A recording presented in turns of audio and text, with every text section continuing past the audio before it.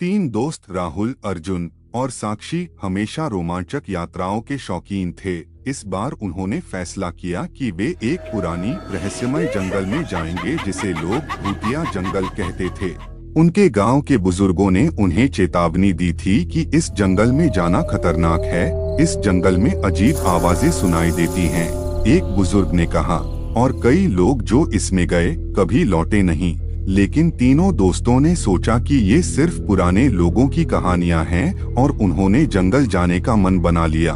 शाम का समय था जब वे जंगल के किनारे पहुंचे। सूरज ढल रहा था और अंधेरा छाने लगा था। तीनों ने अपने बैग्स उठाए और जंगल के भीतर जाने लगे। शुरुआत में सब कुछ सामान्य लग रहा था। पत्तियों की सरसराहट और पक्षियों की आवाजें सुनाई दे रही थीं। जैसे जैसे वे जंगल के अंदर गहरे जाते गए, चारों ओर सन्नाटा पसरने लगा। अचानक एक चीखने की आवाज सुनाई दी। तीनों ने चौंककर एक दूसरे की ओर देखा। क्या ये सच में भूतिया जंगल है? साक्षी ने घबराकर पूछा। शायद कोई जानवर होगा, अर्जुन ने कहा, लेकिन उसकी आवाज में भी डर साफ झलक रहा था।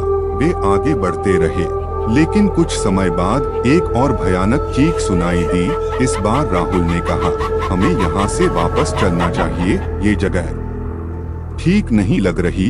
तभी उन्होंने देखा कि एक परछाई धीरे धीरे उनकी ओर बढ़ रही है। वे हिल नहीं पा रहे थे, मानो उनके पैर जमीन में जड़ हो गए हों। वह परछाई और पास आई और वे तीनों चिल्ला उठे। वह परछाई एक वृद्ध महिला की थी, जिसकी आंखें खाली थीं और चेहरा विकृत था।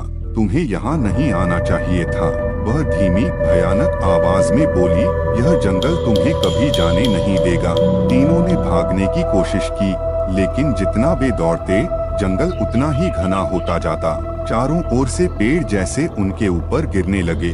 वे हांफते हांफते एक जगह गिर पड़े। जब उन्होंने होश संभाला तो वे एक गहरे कुएं के किनारे पर थे। कुएं के भीतर से एक औरत की कराहने की आवाज आ रही थी। राहुल ने हिम्मत जुटाकर झांका और देखा कि कुएं के अंदर कई नरकंकाल थे।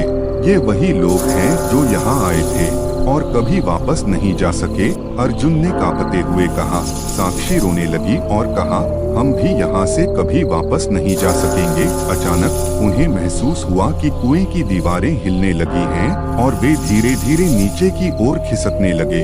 वे चिल्लाने लगे, लेकिन उनकी आवाजें घने जंगल में गुम हो गईं। कुएं के अंदर अंधेरा और घना होता गया और उनके चीखों के साथ जंगल फिर से सन्नाटे में डूब गया। कहते हैं कि उस रात के बाद जंगल में और भी अजीब आवाजें सुनाई देने लगी। जो लोग उस जंगल के पास जाते ये तीन आवाजें सुनाई देती, एक युवक की, एक युवती की और एक और युवक की, जो मदद की गुहार लगाते थे।